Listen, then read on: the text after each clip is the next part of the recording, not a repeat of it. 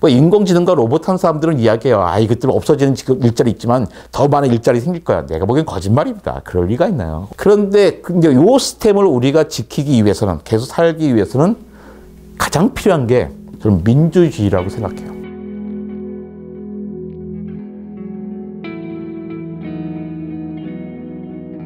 한때 창의력을 엄청나게 강조한 때가 있었잖아요. 뭐 암기 이런 거보다는 뭔가 엉뚱한 생각하는 친구들을 내게 막 이런 얘가 창의력이 있는 친구야 그랬는데, 그거 한 20년 지났습니다. 자, 어릴 때 엉뚱한 생각했던 그 친구들이 지금 30대가 됐는데 그 친구들 창의력 발휘하면서 살고 있나요? 그런 친구들 많이 있었잖아요, 주변에. 없잖아요. 아니거든요. 창의력이 하늘에서 뚝 떨어진다고 생각하지 않습니다. 그 어떤 지식과 아이디어도 벌써 번쩍하고 생기는 게 아니기 때문이에요. 지금부터 2400년 전에 살았던 아리스토텔레스가 뭐라 그랬냐면, 내가 한 말 가운데 내가 처음 한 말이 과연 뭘까? 그 사람이 2400년 전에 자기 무슨 얘기를 했으면 그 얘기가 다 고전에 있는 거예요. 그 전에 누군가 한 이야기인 거예요. 마찬가지로 생각해요. 2400년도 그랬는데 지금 뭐 새로운 게 어디 있겠어요? 해 아래 새로운 게 없습니다. 창의력이라는 게 뭐냐면 새로운 걸 만들어내는 게 아니라 이미 있는 것들을 조합하고 편집하는 거예요. 이거 있었는데 전혀 상관이 없는 것들을 엮어보고, 뭐 위에서 보던 걸 아래에서 본다든지 다른 방식으로 보면서, 그러니까 없는 걸 뚝딱 만들어낸 게 아니란 말이에요. 어떻게 하면 있는 것들을 새롭게 보고 조합할 수 있을까요?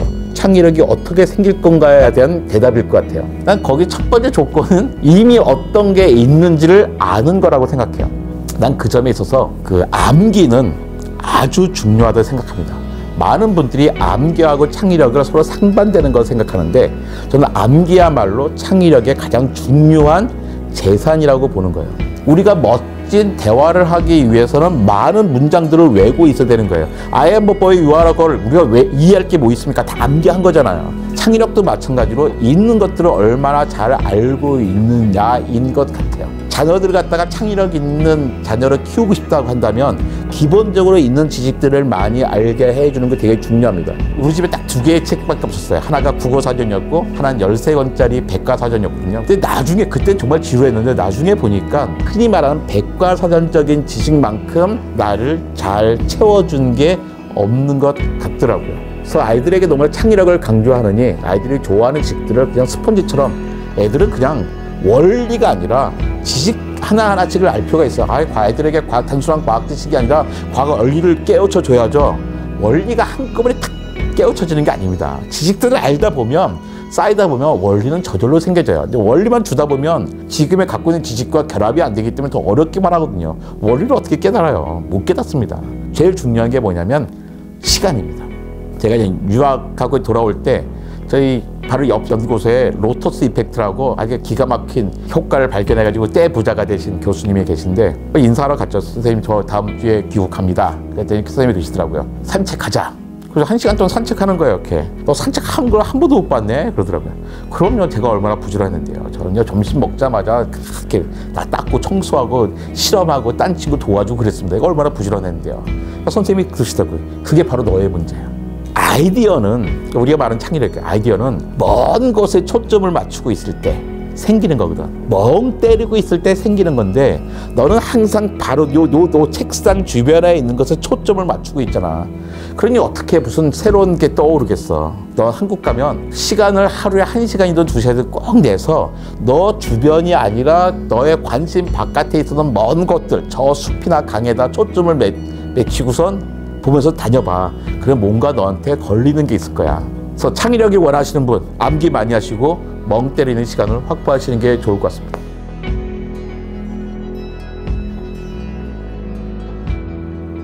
SF 미래는 극단적이잖아요. 아주 극단적인 유토피아, 아니 극단적인 디스토피아예요.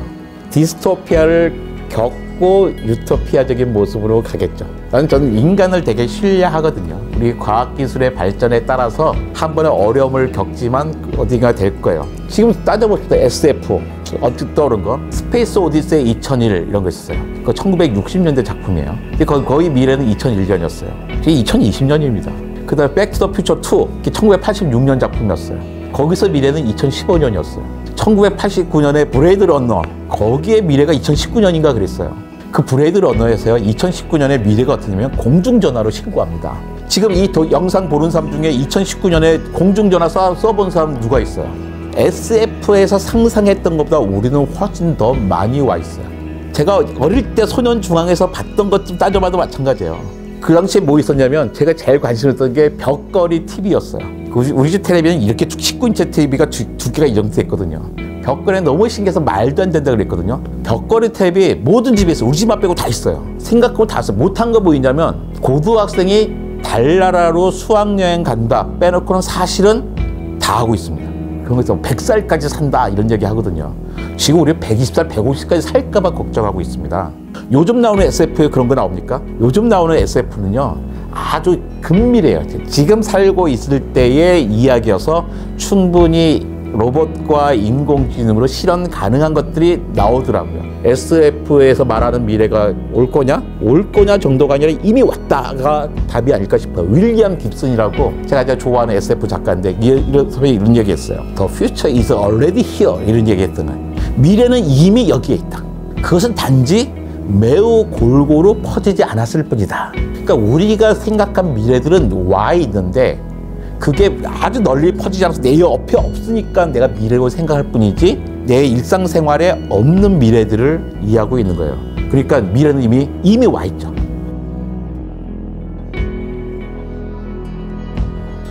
제가 1980년대 대학 갔을 때 선배들이 자기 아버지의 환갑잔치를 열어주더라고요. 근데 우리 아버지가 환갑이니까 아무도 환갑잔치를 안 해요. 칠순잔치도 하고 요즘 팔순잔치 누가 하나요? 가족끼리 모여서 밥 먹는 정도죠. 네, 다들 그렇게 살거든요.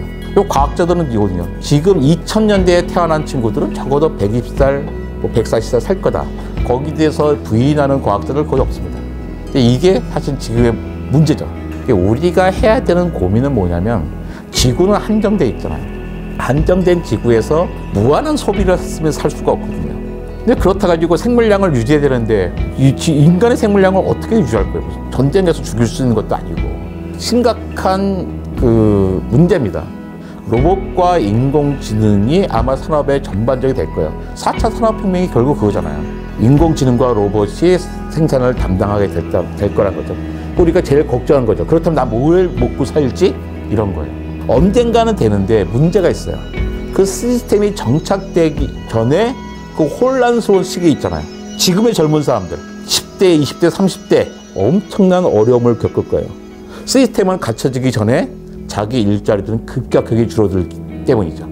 뭐 인공지능과 로봇 한 사람들은 이야기해요. 이것들은 없어지는 일자리 있지만 더 많은 일자리 생길 거야. 내가 보기엔 거짓말입니다. 그럴 리가 있나요? 자동화되면 일자리는 당연히 줄죠. 그러려고 자동화하는 건데. 그런데 이 시스템을 우리가 지키기 위해서는 계속 살기 위해서는 가장 필요한 게 저는 민주주의라고 생각해요. 권력이 이런 인공지능이나 로봇이란 시스템을 갖고 있는 사람들이 소유하는 게 아니라 시민들이, 국민들이 소유할 수 있는, 공공화할 수 있는 민주주의가 필요한 거죠. 지금은 그 어느 때보다도 더 넓고, 더 깊고, 더 섬세한 민주주의가 필요하고요. 지금의 10대, 20대, 30대는 어느 세대보다 더 정치에 관심을 갖지 않으면 아주 인생을 잃어버린 세대가 될 수도 있을 겁니다. 앞 세대들은요, 자기 죽을 때가 먹고 살 방법 다 해놨어요. 지금 어린애들은요, 시스템 갖춰집니다. 근데 지금의 젊은 사람들, 육체가 건강한 사람들은 인류가 경험해보지 못한 혼돈에 방치될 수 있는 거거든요. 나 이 헬조선을 탈출해야겠어. 그런 얘기 많이 하잖아요. 근데 안타깝게도 탈출해봐야 똑같아요. 우리나라만 그런 게 아니거든요. 제1세계들은 다 비슷한 상황에 빠져 있어요. 지금 20대, 30대들은 절대로 자기 부모 세대보다 더 잘 살 수 없는 게 분명히 있는 세대입니다. 이미. 지금 20대, 30대들에게 가장 필요한 것은 개인의 스펙을 쌓느라고. 그 개인의 스펙은 뭐예요? 자기 동기들을 하고 경쟁하기 위한 스펙이잖아요. 아무리 스펙을 잘 쌓아봐야 1등부터 100등까지 줄은 똑같이 서요. 개인의 스펙이 아니라 세대의 스펙을 쌓아야 돼요. 세대의 스펙이 뭐냐면 바로 세대 안전망이거든요. 그 안전망은 연대를 통해 생기는 겁니다. 여러분들이 저 친구가 나의 경쟁자가 아니라 저 친구와 내가 연대해서 강고한 안전망을 만들겠다는 생각이 하지 않으면 정말로 힘든 세대가 될 거라는 거죠. 여러분한테 달렸습니다. 인공지능과 로봇뿐만 아니라 이게 발전하는 것만큼 더 빠른 속도로 추월할 수 있는 속도로 민주주의가 발달해야 되는 거죠.